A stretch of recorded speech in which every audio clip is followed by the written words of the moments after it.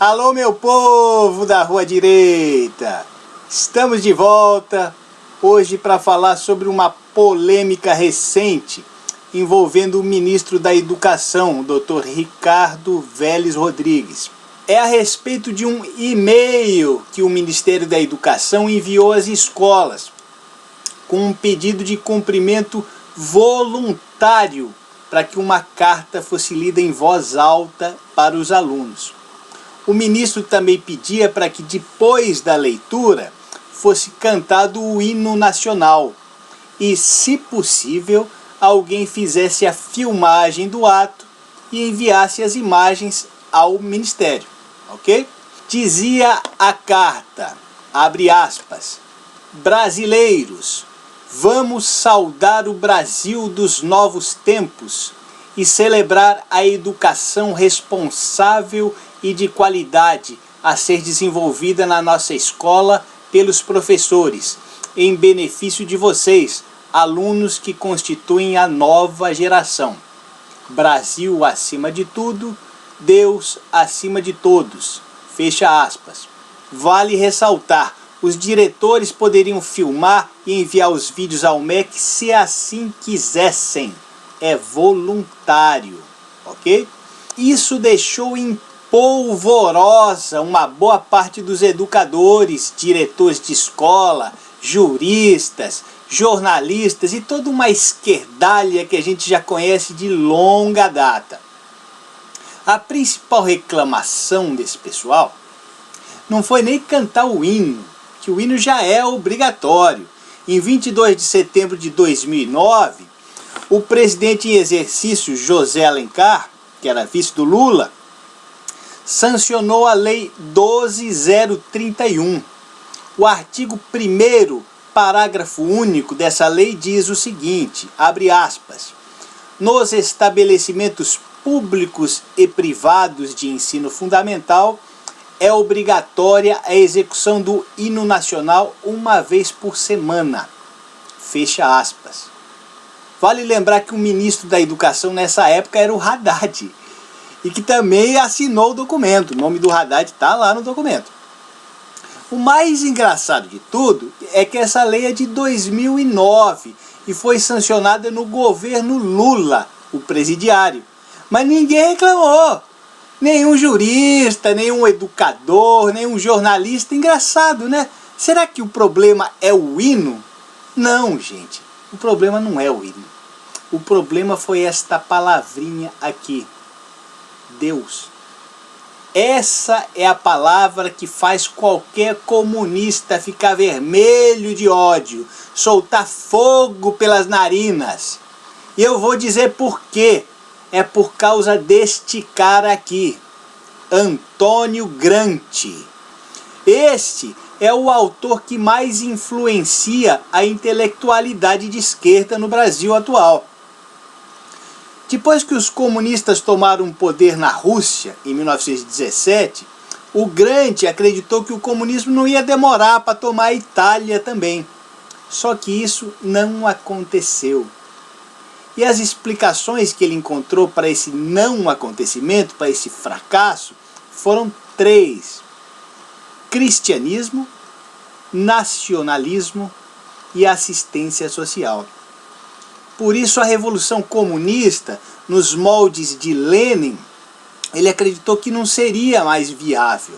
O melhor caminho, então, seria conseguir a implantação do socialismo por meio de uma revolução cultural.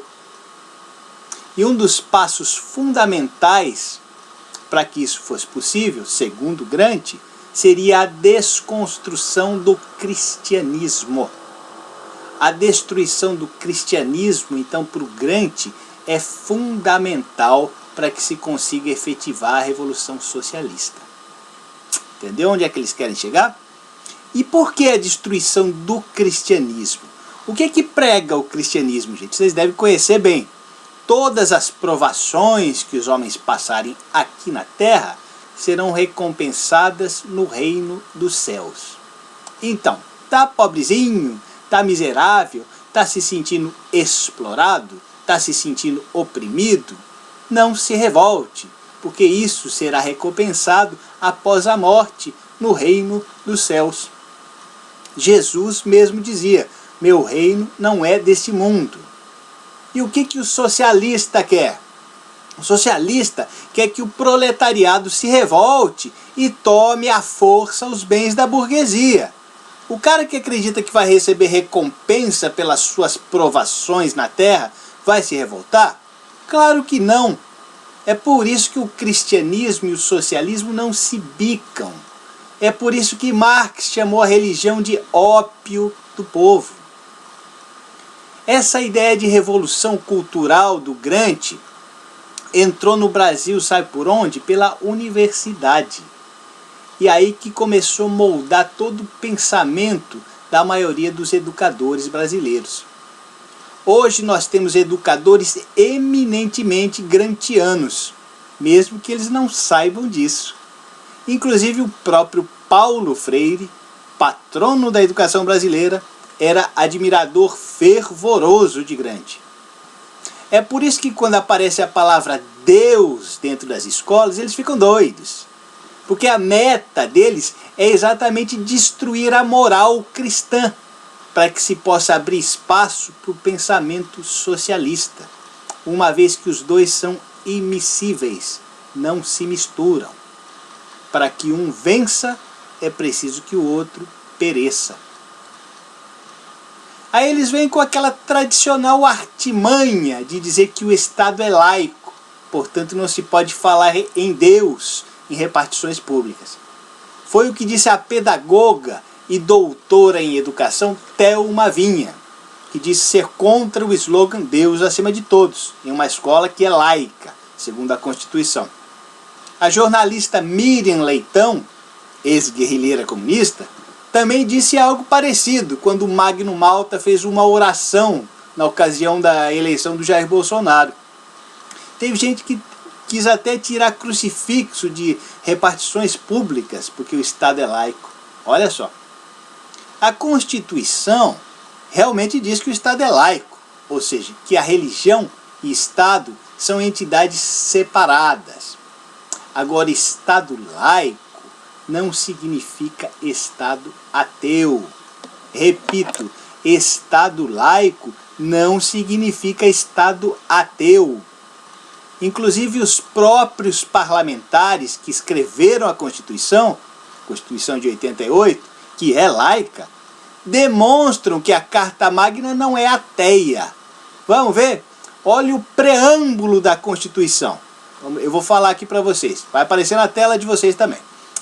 Nós, representantes do povo brasileiro, reunidos em Assembleia Nacional Constituinte, para instituir um Estado democrático, destinado a assegurar o exercício dos direitos sociais e individuais, a liberdade, a segurança, o bem-estar, o desenvolvimento, a igualdade e a justiça como valores supremos de uma sociedade fraterna, pluralista e sem preconceitos, fundada na harmonia social e comprometida na ordem interna e internacional com a solução pacífica das controvérsias. Promulgamos, sob a proteção de Deus, a seguinte Constituição da República Federativa do Brasil. Sob a proteção de Deus. Deus está na Constituição, gente, provando que o nosso Estado é laico, mas não é ateu.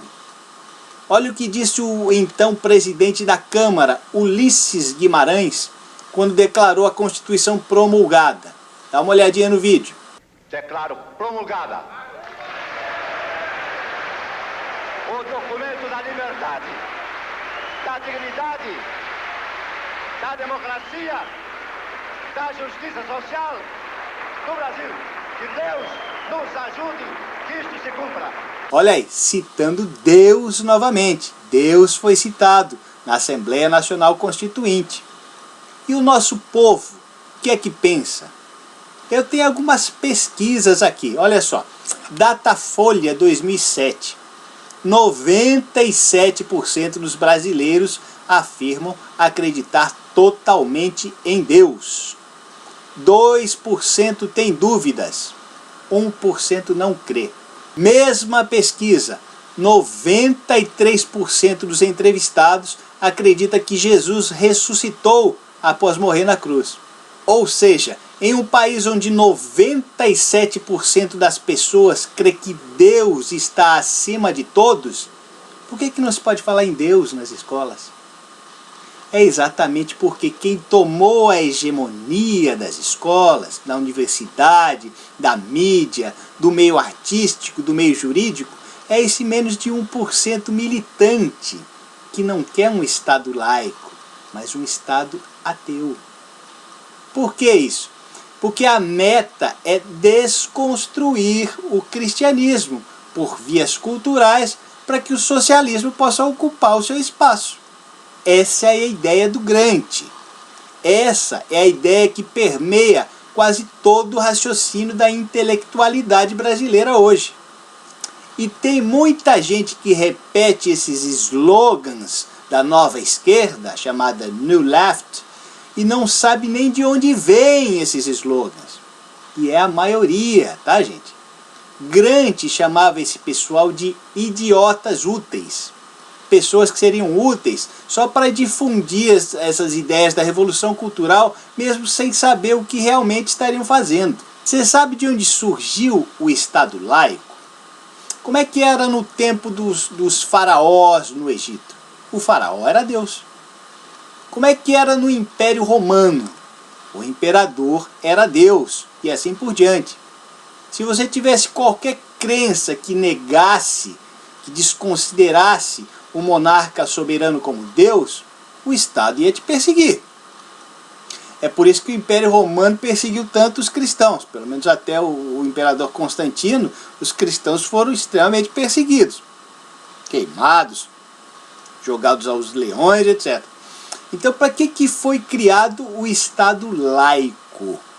Não foi para a igreja não perseguir o Estado, mas foi para o Estado não perseguir a igreja. Quem mais lutou pela laicidade do Estado foi a igreja.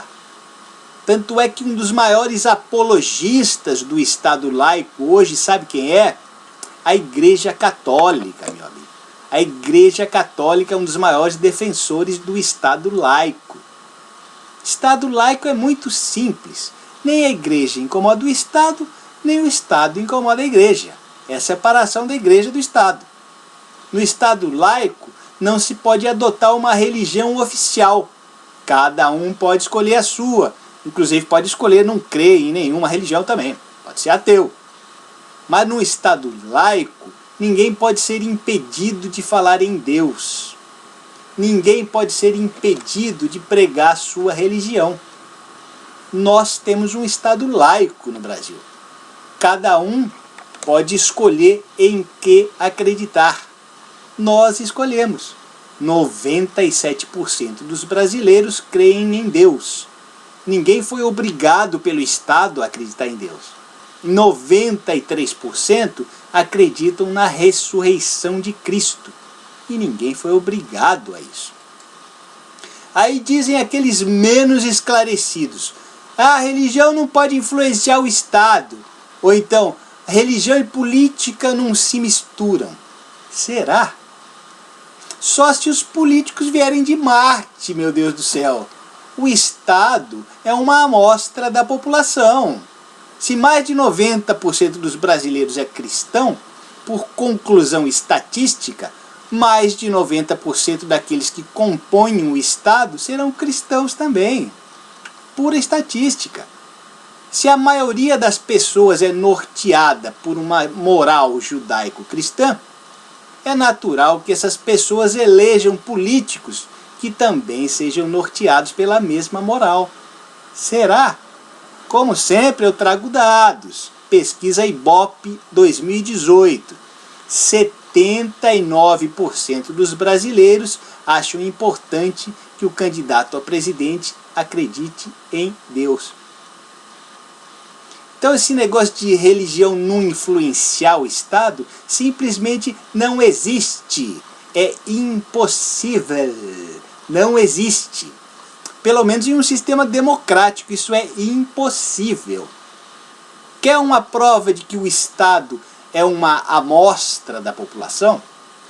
Segundo a pesquisa que a gente mostrou, 93% dos brasileiros é cristão. Confere? Pesquisa Datafolha.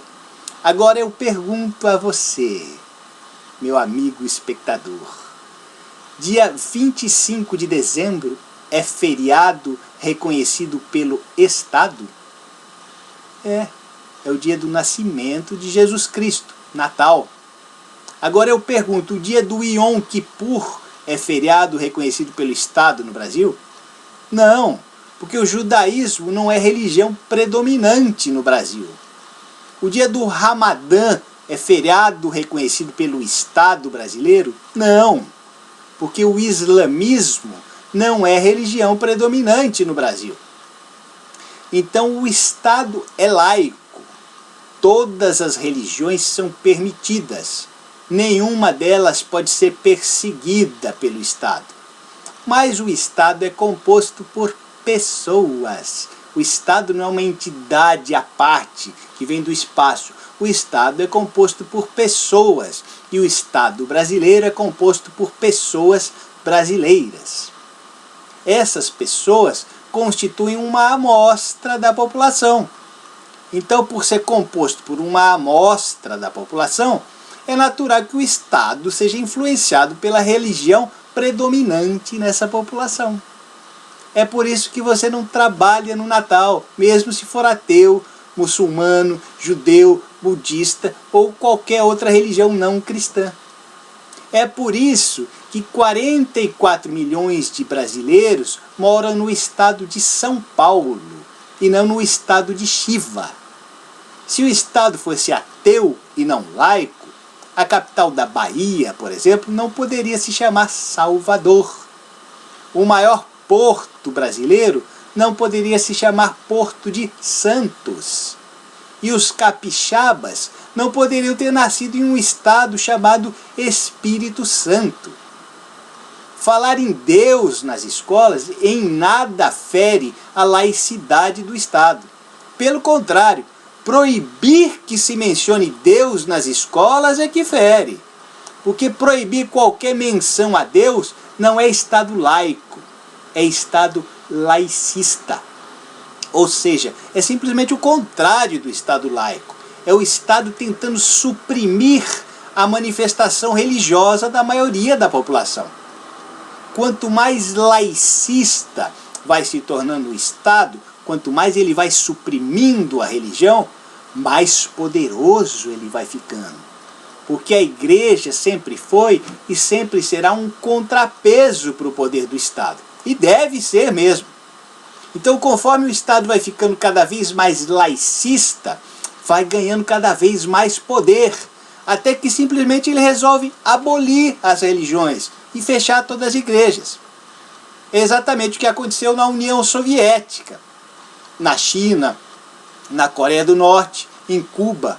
Eu já fui a Cuba, tá, gente? Já estive lá em Cuba. Uma das coisas que a gente repara andando lá pela capital, por exemplo, é que não tem igreja. Não tem igreja. A gente está acostumado a andar em cidades pelo mundo, quem viaja bastante como eu, está acostumado a ver igreja em tudo quanto é canto, inclusive no Brasil. Em Cuba não tem igreja. Quer dizer, todo Estado comunista é ateu. É exatamente isso que eles querem, um Estado ateu. Estado laicista e Estado ateu são o oposto, o contrário do Estado laico, porque contrariam exatamente a proposta inicial do Estado laico, que é a de preservar a religião. É por isso que a igreja sempre foi o maior apologista do Estado laico. Quando a religião é subjugada pelo Estado, ela é substituída por outra religião. E qual é essa outra religião que entra no lugar? O próprio Estado. O Estado se transforma na religião. Aí nasce o culto ao grande líder, que é característica de todo governo totalitário. Então vamos tomar cuidado a partir de agora com essa confusão entre Estado laico, Estado laicista e Estado ateu. O Estado laico é para proteger a Igreja do Estado e não para proteger o Estado da Igreja.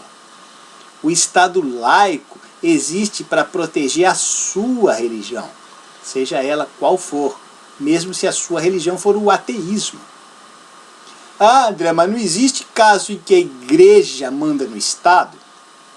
Existe, mas é bem difícil. O Estado normalmente tem mais poder, muito mais poder do que a Igreja. O Irã, por exemplo, o Irã é um Estado chamado Estado teocrático, ok? Mas não é a religião islâmica que manda no Estado. É o Estado que usa a religião islâmica como ferramenta para ganhar poder. A religião hegemônica no Irã sempre foi a religião xiita. E lá tem uma minoria de sunitas, judeus, cristãos, zoroastristas e assim por diante. Só que no tempo do Shah Reza Pahlavi, o Irã era um Estado laico e estava começando a se alinhar com o Ocidente. Aí o Ayatollah Khomeini então usou essa aproximação da monarquia iraniana com o Ocidente como motivo para tomar o poder. Para isso ele lançou mão da religião islâmica. Ele usou a religião como ferramenta, já que ela é uma religião que concentra lei e espiritualidade nas suas escrituras.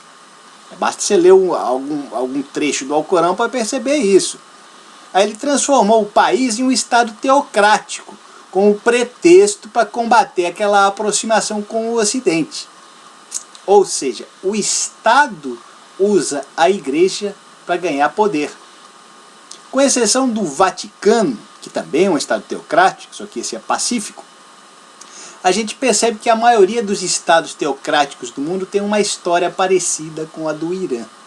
É o Estado usando a Igreja como ferramenta para conseguir e para manter-se no poder.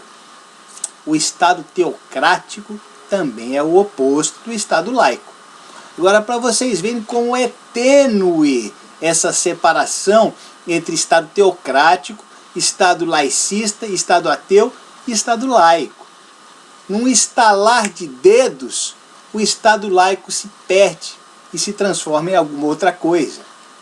Aí você poderia perguntar, André, qual seria a possibilidade de existir um Estado cristão no Brasil, ou de o Brasil se transformar em um Estado fundamentalista cristão? Gente, quase zero. Sabe por quê? Porque o cristianismo não é uma religião que apresenta leis e modelos de organização política e econômica nas suas escrituras. O islamismo apresenta isso. No Alcorão existem leis. Então é possível existir um Estado islâmico, que não é aquela organização terrorista que vocês conhecem. Um Estado, uma nação islâmica, uma nação muçulmana. É possível existir. Nos evangelhos não existem leis. No Antigo Testamento até existem algumas, poucas, mas com pouca relevância. O próprio Jesus falava, dai a César o que é de César e a Deus o que é de Deus. Então o cristianismo não é uma religião do mundo. Ele dizia, meu reino não é deste mundo. Então o cristianismo é incompatível com qualquer organização política, econômica, jurídica ou qualquer outra que possibilite a formação de um Estado. Cristianismo é uma religião eminentemente espiritual. Mais uma vez, é por isso que a Igreja cristã é a maior interessada na laicidade do Estado, para que o Estado não a persiga, e não o contrário. O que existe não é interferência da Igreja cristã no Estado. Existe uma moral cristã que a maioria dos brasileiros voluntariamente, repito, voluntariamente adota. E moral essa na qual mais de 90% crê. Essa moral, que é compartilhada inclusive pelos membros do Estado, pode exercer influência na elaboração de leis, no julgamento de processos, na adoção de feriados nacionais e assim por diante. Simples, não é, gente? Não tem que fazer tempestade em copo d'água por causa disso. Bom, gente, eu espero que o vídeo tenha sido útil. Eu me despeço de vocês hoje, oportunamente, com a frase: Brasil acima de tudo, Deus acima de todos. Tchau, pessoal. Obrigado pela audiência.